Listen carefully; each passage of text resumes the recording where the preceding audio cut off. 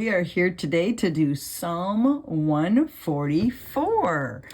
Again, we are still in the midst of some Psalms that are subscriptions saying they are Psalms of David, written by David. Today is a very different Psalm, so we're going to pray first, and then we're going to jump in and read this and see why this is such a different Psalm.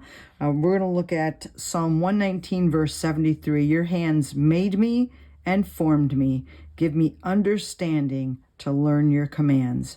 Lord, I am so thankful that your hands made me and formed me, and because of that, you know the way our brains think, and I pray that you would give us understanding as we learn your word today. Amen. So first, let's read through Psalm 144, and then maybe you can see as we read through it what's the category and where the psalm is going. It says this: Praise be to the Lord, my rock, who trains my hands for war, my fingers for battle. He is my loving God and my fortress, my stronghold and my deliverer, my shield in whom I take refuge, who subdues peoples under him. Lord, what are human beings that you care for them, mere mortals that you think of them? They are like a breath. Their days are like a fleeting shadow. Part your heavens, Lord, and come down. Touch the mountains so that they smoke. Send forth lightning and scatter the enemy. Shoot your arrows and rout them. Reach down your hand from on high. Deliver me and rescue me from the mighty waters, from the hands of the foreigners whose mouths are full of lies, whose hands are deceitful. I will sing a new song to you, my God. On the 10-string lyre I will make music to you. To the one who gives victory to kings, who delivers his servant David from the deadly sword. Deliver me, rescue me from the hands of foreigners whose mouths are full of lies, whose right hands are deceitful. Then our sons in their youth will be like well-nurtured plants, and our daughters will be like pillars carved to adorn a palace. Our barns will be filled with every kind of provision. Our sheep will increase by thousands, by tens of thousands in our fields. Our oxen will draw heavy loads. There will be no breaching of walls, no going into captivity, no cry of distress in our streets. Blessed is the people of whom this is true. Blessed is the people whose God is the Lord. So this psalm is considered a royal psalm, and usually what we mean by that is it is either written for a ceremony or some big celebration. It could be written and then spoken out when a king is crowned for that first time. And in this instance, it's written by David. It's about his reign. There is some work in some of the commentaries that say that he's literally taking portions from Psalm 18 and reworking it in this psalm. And so you're going to see some similarities in this psalm with Psalm 18. But what I want to do is just kind of walk through this and break it down a little bit. There's basically two major sections in this psalm. If you want to put like brackets around the two major sections, it's basically from 1 to 11. So I'm going to kind of go like this whole area, and all of this is what we would call the royal complaint. So I'm just going to write royal complaint, and this is where, here's what I'm going through, here's what I need you to do, that kind of thing. And then the next section from 12 to the end is words of trust. So if you want to put it into two great big categories, those would be the two great big categories that this psalm is all about. So what we see at the beginning is just, it starts off with what we would call a confession. This is who my God is. And I love the words here as we see these words, because I think, again, this is a wonderful way as we praise the Lord. Who is he, right? So what I'm going to do here is I'm going to take a pen and I'm just going to write, I'm going to highlight or put a box around this. Praise the Lord. Okay, why? Well, he is my rock. All right, so there's the first one. He is my rock. He trains my hands for war. Now, this is David talking, but this is why he's praising God.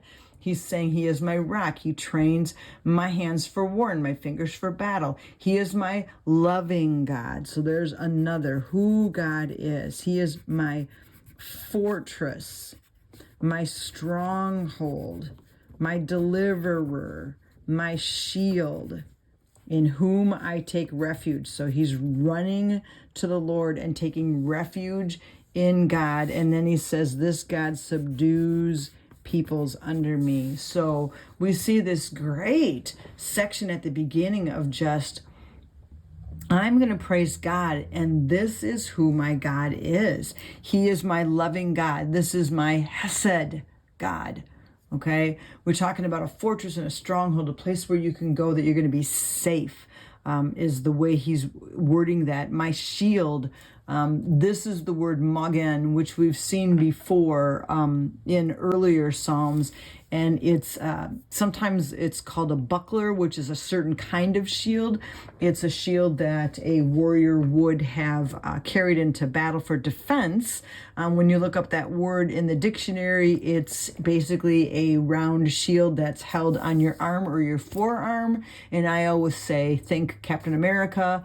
That's the kind of shield it's talking about there. That's the shield that's going to save your life. That's the shield that's going to protect your heart, your vital organs, your chest, your stomach, your all of that. So he's basically just saying, like, I have this Hesed God, covenantal loving God, and he is my safe place, and he is protecting me. So he's basically just acknowledging who my God is. So that's why I love just highlighting all of that. Like, this is who my God is. And then he makes this profound statement, which I think we've seen this before in the Bible, but I love this statement. Lord, what are human beings that you care for them? Mere mortals that you think of them. One of the versions of the Bible says, Lord, what is man that you regard him, instead of the word care for them. But looking up that word is super important. So what we're going to do here is we're just going to circle that word, and then I'm going to come over to the side here and I'm going to write down what that word means in the Hebrew, because again, this I think is super important. So care, they're using care in this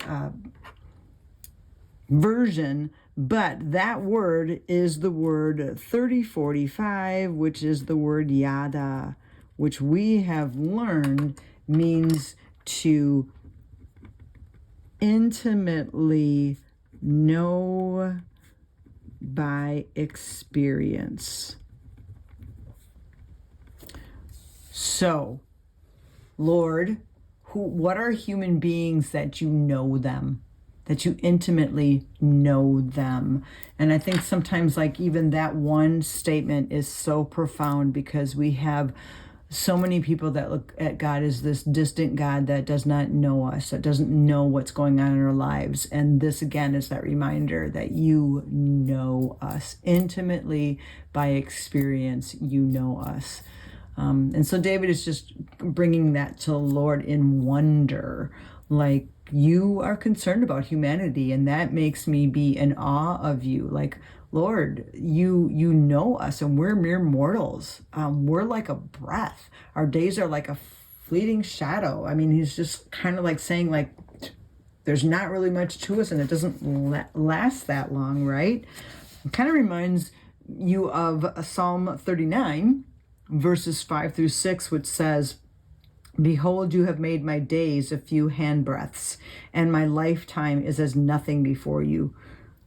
So there it is again. Surely all mankind stands as a mere breath. Surely a man goes about as a shadow. So there we see that concept. Like, we are really nothing before God, and yet God knows us. So I love that concept. And then we go into verses 5-8, this section here. And what's happening here is just petitions from David, but the petitions are made in such a way that he's using creation language in all of this. So I'm just going to write down, like, this is like my little separate bracket, right? So I'm going to go like this and make a separate bracket and just write down that this is petitions. Okay, so it's petitions, but he's using the heavens as the way to speak, right? He's saying, part your heavens, have your heavens come down, touch the mountains so they smoke, flash forth the lightning and scatter them, send out arrows and rout them, stretch out your hand from on high, rescue me and deliver me from many waters. So we see just so much of the creation in his petition here. And one commentary said that the mountains and the waters were metaphors for the foreigners. And so he's basically saying, rescue me, see, from the mighty waters, from the hands of foreigners. And just crying out to God, please, God, rescue me from these people. But using this beautiful creation language, which was very typical in ancient Israel. So that's what we're seeing in that section. And then he lists in verse 8, basically, what is the problem? So I'm just going to write down underneath that, this phrase right here, this is the problem, right? Their mouths are full of lies. That is the problem. Whose right hand is deceitful. So I'll underline that word deceitful too. So he again is talking about this enemy that's coming against him, and this is who that enemy is and what they are doing. And then he goes right back into what we would consider again like a confession, but then also the petition again, like what I want you to do, God. So he says, I will sing a new song to you. There's that confession on the lyre. I will make music to you, to the one who gives victory, who delivers his servant. So this part here would be considered the confession. And this is very similar, or very, very similar pieces to what we read in Psalm 143. Psalm 143 had that trust and petitions and complaint, and we see that again here. So we've got our petitions, now we've got our confession. I'm going to sing to the Lord. I'm going to sing to the one who gives me victory. And then it goes right back into the petition. From the deadly sword, deliver me, rescue me from the hand of foreigners whose mouths are full of lies. So there it is again, but we see that deliver me, rescue me. Those are the things that he's asking for. That's what we see as his petition. And then 12 through 15 is words of trust. But it's like, it's not just David anymore. It's like he starts to mention like other people. So it says here, then our sons in their youth will be well-nurtured plants, and our daughters will be like pillars. So it's like he's talking about sons and he's talking about daughters. Our barns will be filled with every kind of provision. This is our, so there I'm thinking he's talking more about like all of the people, right? Our barns are going to be filled. Our sheep are going to increase. Our oxen are going to draw heavy loads. There's going to be no breaching of the wall. So it's all like, God, if you move, this is what's going to happen in our lives. This is what we're going to see. And it's interesting that this list here is very similar to Deuteronomy 28:4. And I'm just going to write this out here. Deuteronomy 28:4, which is a list of the blessings. If I follow the Lord, you will be blessed in these things. And then it's also the list of cursings if they're obedient.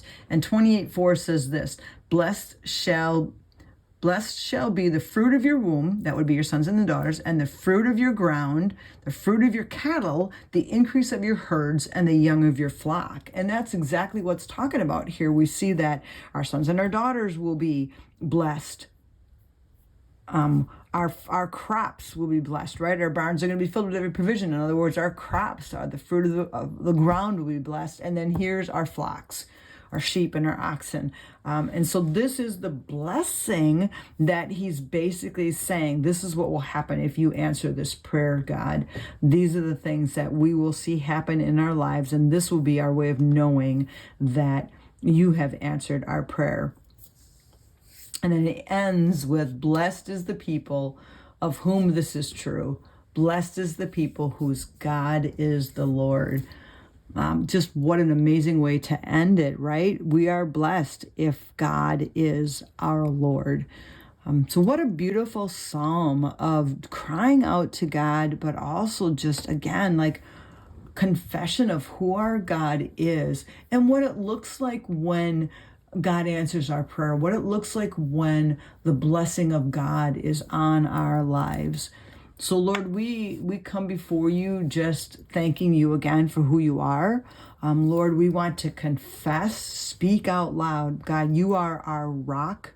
You are our loving God, our fortress, our stronghold, our deliverer, our shield, our refuge. God, you know us, and we are so thankful for that, Lord, that is the God that we serve. And Lord, we do pray and bring before you the things that we're struggling with and the things that we're concerned about. And we do cry out to you, but we also sit back and trust, knowing that blessed are the people whose God is the Lord, that we are blessed because you are our God. And we thank you for that in your name. Amen. Well, thank you so much for joining me. I will see you next time.